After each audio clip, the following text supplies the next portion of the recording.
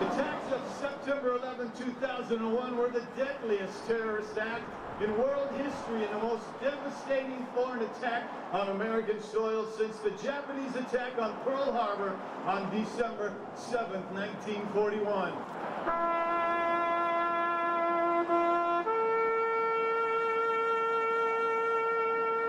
I've never felt just so completely just in total shock. I'll never forget it. Came in and woke him up, and he had just gotten a call from his boss, I guess, telling him to turn on the TV. We were under attack, and they'd hit the Pentagon, and I was just, freaking out. It was one of those moments in life where you wonder what's going to happen next.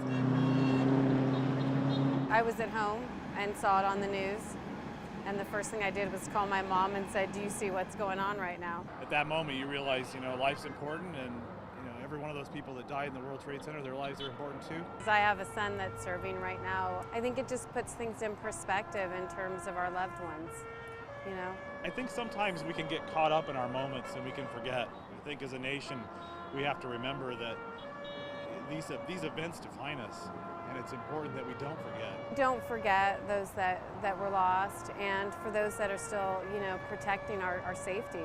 It seems like in other years it just kind of comes and goes, and I don't want to see that happen. I think in some aspects it's brought us closer together, and I think it makes us more aware of what's going on around us.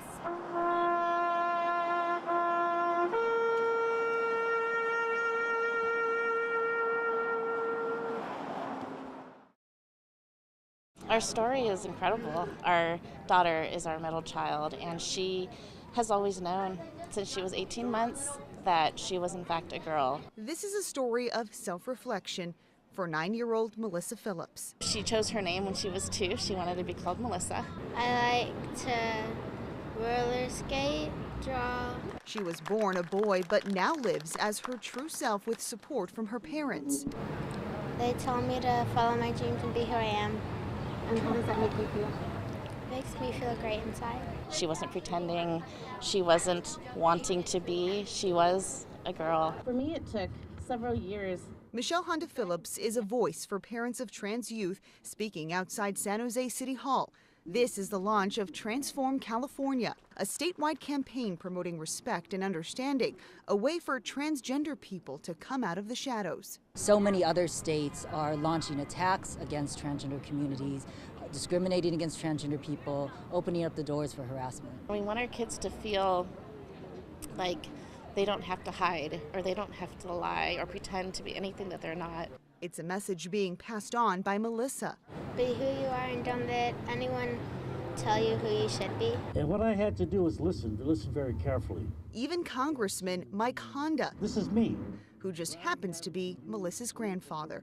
The family is sharing their story of acceptance and love to change hearts and minds. So that other families don't have to go through the years of not understanding, and so that everyone can see their children for what they really are, who they really are, so they can live authentically. Reporting in San Jose, Christina Rendon, KTVU, Fox 2 News.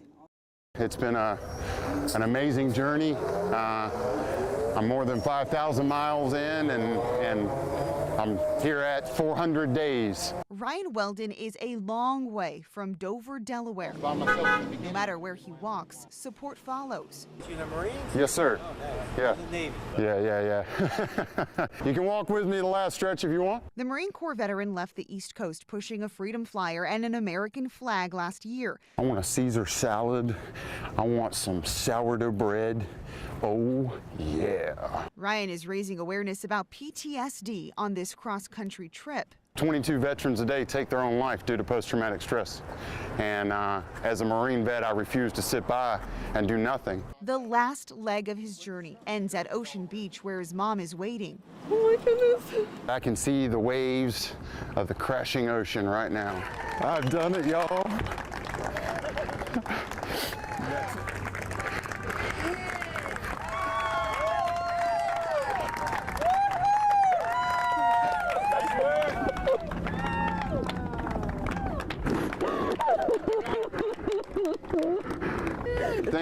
Thank you. And just like that, Ryan's voyage is in his rear view. Knowing that I started on the ocean that way and have walked all the way this way. Pretty epic, pretty epic.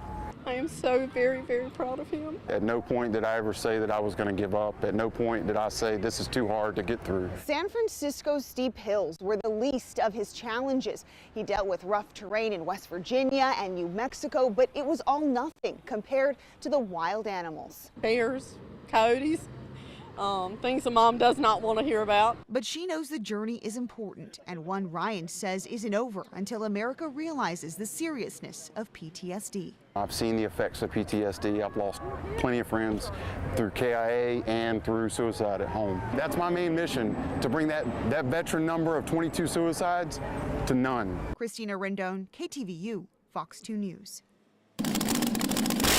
They revved their engines and the smell of exhaust filled the air. There were classic boats, cars, and just about everything with a motor at the Pacific Coast Dream Machine show. Thousands of people flocked to Half Moon Bay Airport to see it. Aircraft, cars, steam tractors, old make and break engines, old engines, and it's the only show like that, maybe in the United States. Including this turn-of-the-century farm equipment.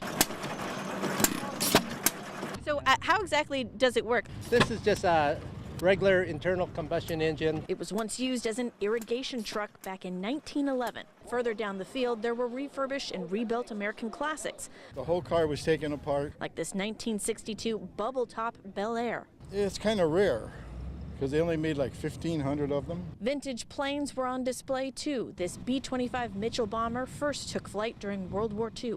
We're capable of carrying 3,000 pounds worth of bombs. Now the only thing inside the bomb bay are these props, but the plane still flies in perfect condition. We try to fly it every weekend. It's a piece of history, you know.